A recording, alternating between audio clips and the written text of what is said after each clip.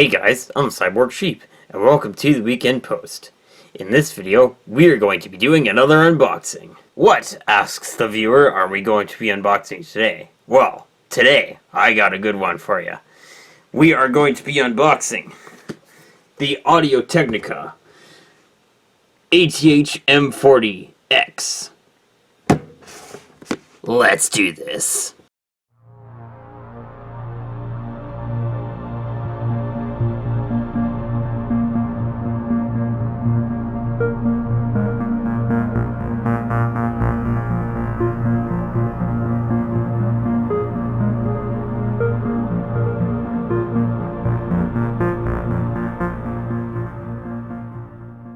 Let's bust into this thing, shall we?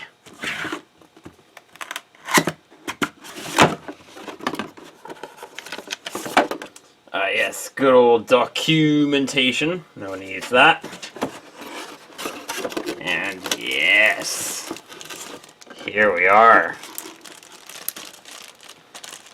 Huh, fancy. Inside the package, you also have a bag of cables.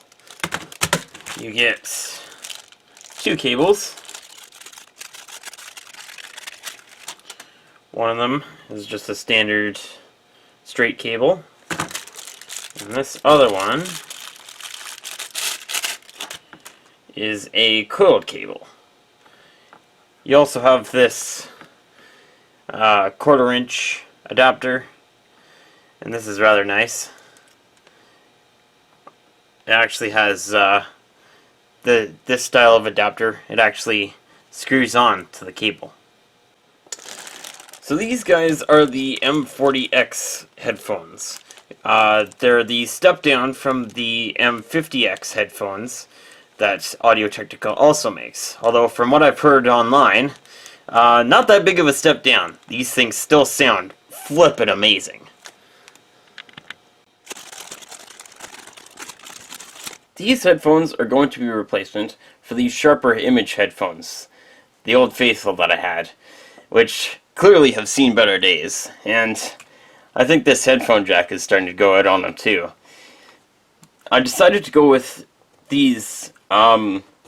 These are wired compared to these, which are Bluetooth headphones.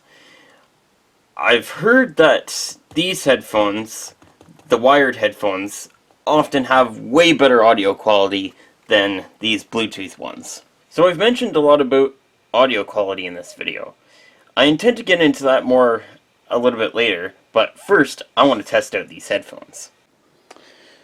So, the setup here is pretty simple. These headphones are going to be plugged in to this AV receiver's phone's output.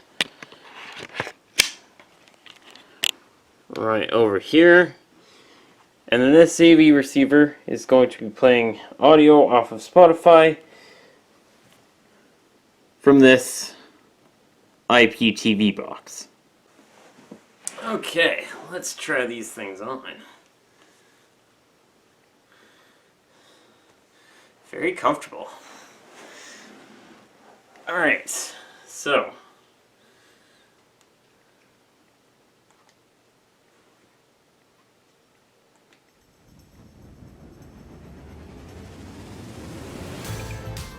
whoa, wow.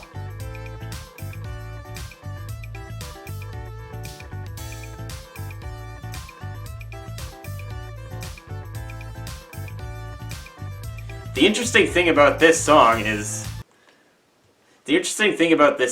that the time machine, I should say, is that there's details in the background that in situations with just like an external speaker, the details in the background of the song don't really come through, but with headphones like these, you can hear it very clearly. It sounds so good. Alright, just for the lulz, we'll try it dry out here for just a test.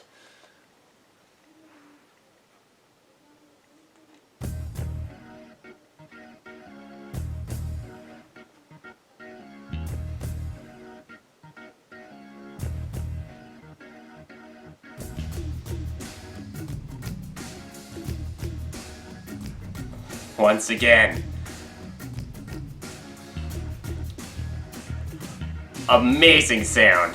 So, getting back onto the topic of audio quality then. The simplest way I can think of to go through this is to look at the system from the source to the peripheral. So, the first step is, how is the data stored? The media, or the SSD, or this hard drive, for example, or USB stick, or whatever sort of thing it's stored on, for the most part, doesn't really matter, but the way it's stored on that device does matter. The file format. Now, Linus Tech Tips did a video that they like to call a TechQuickie on this exact subject, which I've left a link to in the description. But basically what it comes down to is whether or not data compression is used in the format, and if it is used, how does that data compression work? The next most major step after the file format is the conversion from digital to analog.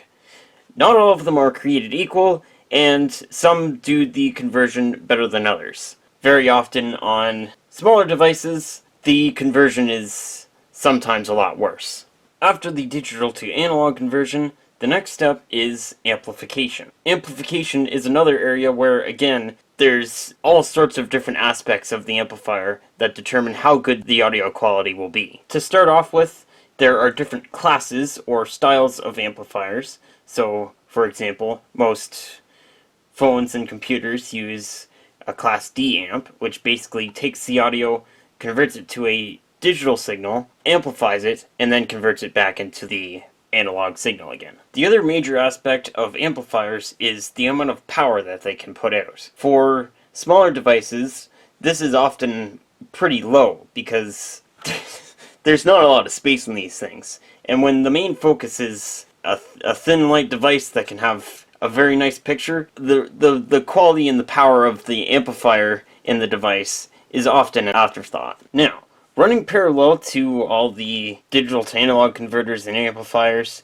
is wired versus wireless. Now, it's well known by pretty much everyone and their dog that wired is always, 100% of the time, better than wireless. This concept holds true for internet, as well as keyboards and mice. And the transfer of an audio signal is no exception to this rule. This issue has somewhat to do with the fact that Bluetooth signaling is not ideal, but mostly to do with the fact that the digital to analog converter and the amplifier are always housed within the headphones themselves. With battery life being so much more important, audio quality is often sacrificed to make up for the lack of space inside these things. The last major step in the chain of audio quality is the quality of the speakers used. Better quality speakers will often have a higher resistance than lower quality speakers.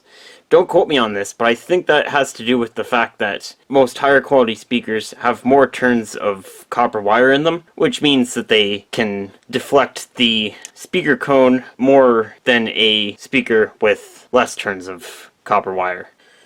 So now we get down to the crux of it. YouTube's audio quality. It's well known that YouTube's audio quality is a complete piece of junk.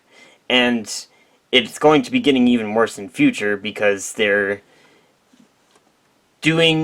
heard about them doing something to do with changing the file format that they use to store the audio of their videos in. And the problem is really fundamentally YouTube, and more so Google. They have freaking mountains of data. So with audio quality being a want and a need of a very select few that often don't exist on the YouTube platform, and video quality being more of a requirement for YouTube, the smaller they can get the files of audio that they need to store, the more space they have for storing content that is recorded at 4K, 60 FPS, and what have you, to have more space to store that content, rather than using it for, say, storing like high quality, what have you, FLAC or WAV files that take up a crap ton of space on each of their drives every day. In case you're wondering, by the way, that's why I haven't put the headphone up to the camera to show you how good the audio quality is. Number one, my recording setup for videos, probably not the best audio quality. And two, the audio quality is going to be thrown right out the door when it goes to YouTube, so it really doesn't matter. But anyways, all that audiophile junk out of the way, I am super impressed with these headphones. They sound amazing, and the build quality is just unreal.